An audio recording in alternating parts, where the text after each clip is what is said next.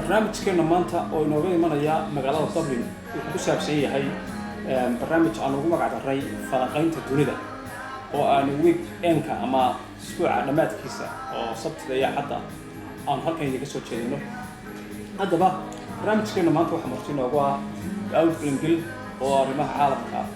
iyo taariikhda oo dhuun daloola. Daawud soo dhawow barnaamijkeena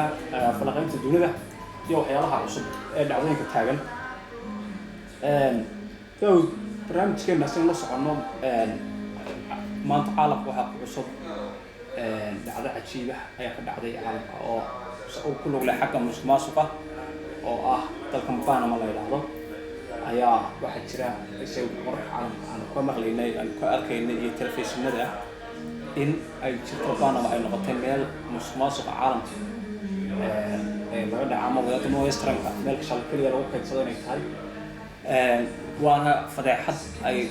ay soo bandhigeen liigisku markaa bal arrintaa iyada ah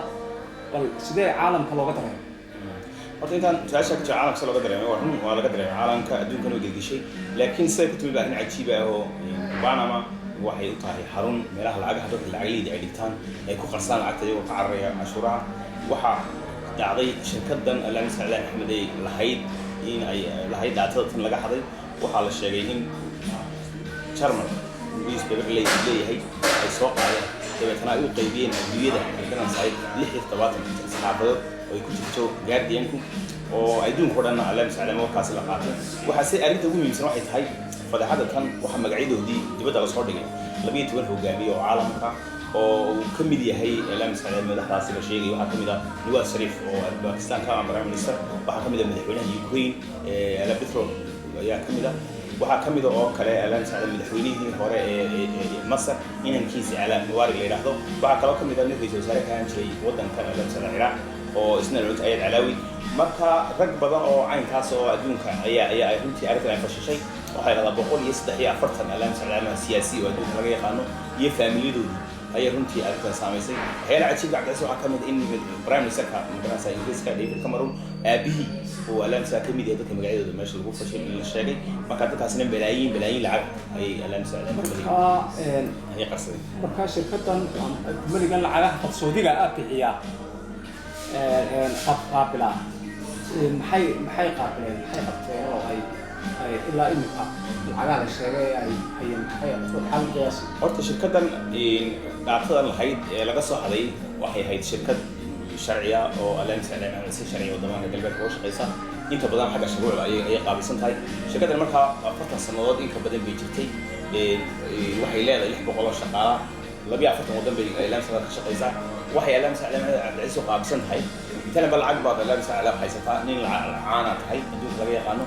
bangi ma furan kartid adigu ma dhigin kartid marka iyaga Alamis Salaan Axmed ku qaaday magacaaga ku qaaday waxa ku qaaday iyaga akoonka ku furaya loo yara iyo Alamis Salaan Axmed ay la kaashanayaan si aan marnaba magacaaga loo soo helin bay sameeyaan waliba Alamis Salaan dadka in kala sheegay waxa kamid ah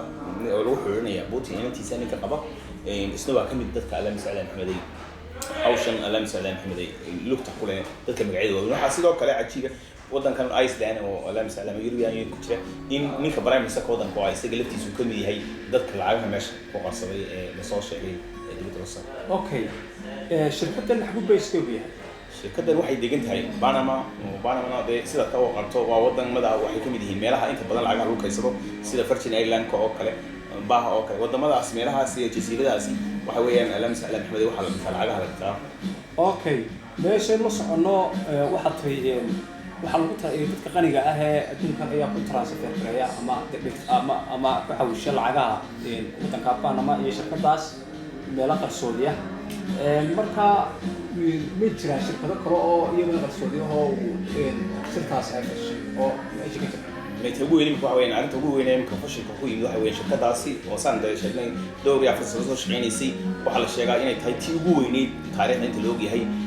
sir shirkada leedahay la fashiliyo waxaan ogeeyay Wikileaks oo kale inay Alamis Salaan waran xogihii Mareykanka lahaa ay fashilisay laakiin kana ka weyno waxa la leeyahay 1.5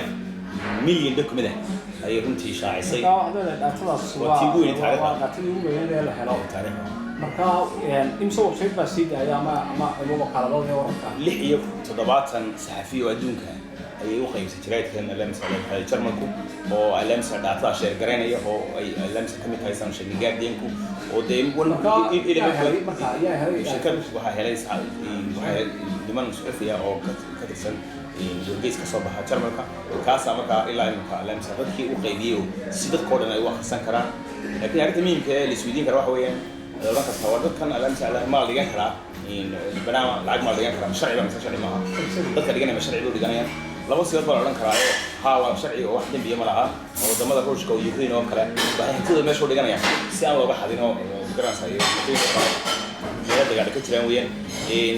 Ingiriiska kale meel dagaal ka jiraan maaha waxay u dhigteen maamiina dadka lacagta ee dhaxalkoodii meel la misaalaha dhaxalay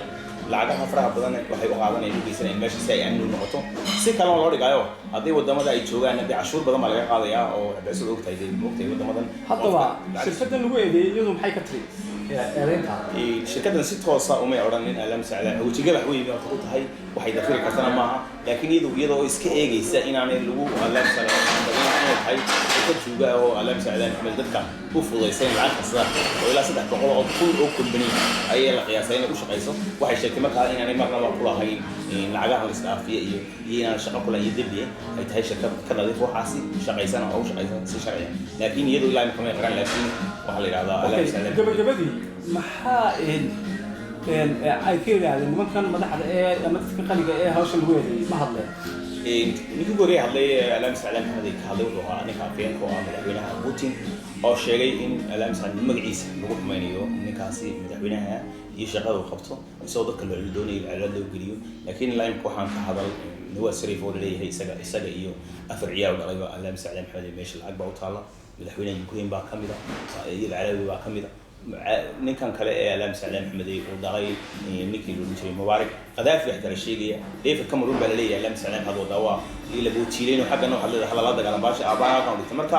sir badan oo runtii duugneyd muddo 2 sanadood daba karan karta wajiga baxay ku reebi kartaa adduunka laakiin dadka inta badan waxay leeyihiin gacanta waa in wax laga qabtaa arrintaasi in lacag la baxso marka arrin aad iyo aad ugu saabsan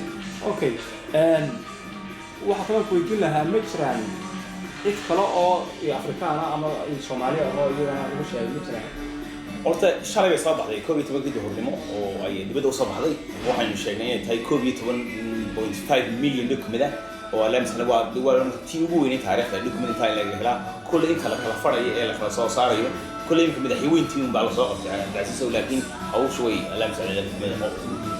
ku leertay wax badan kulli soo baxaya okay waayahay dawd aad baad maaqsantay barnaamijkan mid lamid ah intaan isku iman doono oo waxa inoo socon doona barnaamijyada waxaan kaaga tagayaa sidaa iyo nabadgelyo waa maaqsantay